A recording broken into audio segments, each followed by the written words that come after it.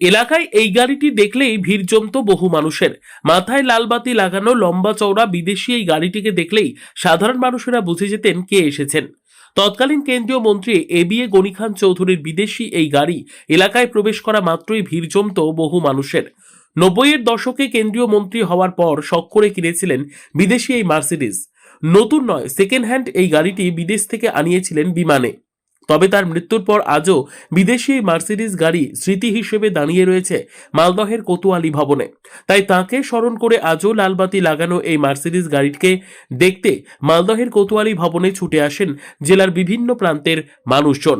উনি যখন 1980 সালে সাংসদ হয়েছিলেন, প্রথম সাংসদ হওয়ার পর মন্ত্রী হয়েছিলেন, তারপরে এই মার্সিডিজ গাড়িতে উনি চাপতেন, লালবাতি লাগানো গাড়ি।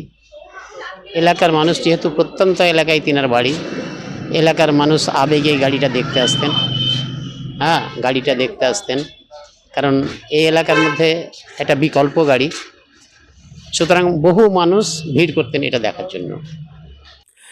এই মার্সিডিজ গাড়ি সবাই চিনে এবং সবার কাছে একটা কাহিনী আছে, একটা স্টোরি আছে যে বরকত সাহেব আসতো এই গাড়ি নিয়ে, এই মার্সিডিজ গাড়ি।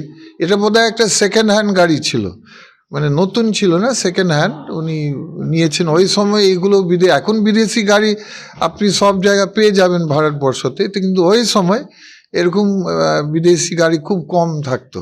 আর গ্রামের সাইডে বা মালদার সাইডে সেরকম ছিল না কারো কাছে। তো এটাই সবাই, তার জন্য গাড়িটা রাখা আছে। সমস্যা একটা আছে যে এটা এত পুরাতন গাড়ি যে এর পার্টস আর পাওয়া যায় না।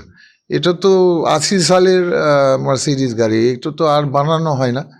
তো যাক, আমরা তো রাখতে চাইছি, কারণ আমরা চাই কি সবার তো মানুষ দেখুক, মানুষ আসুক দেখুক যে পুরাতন গাড়ি এখনই আছে।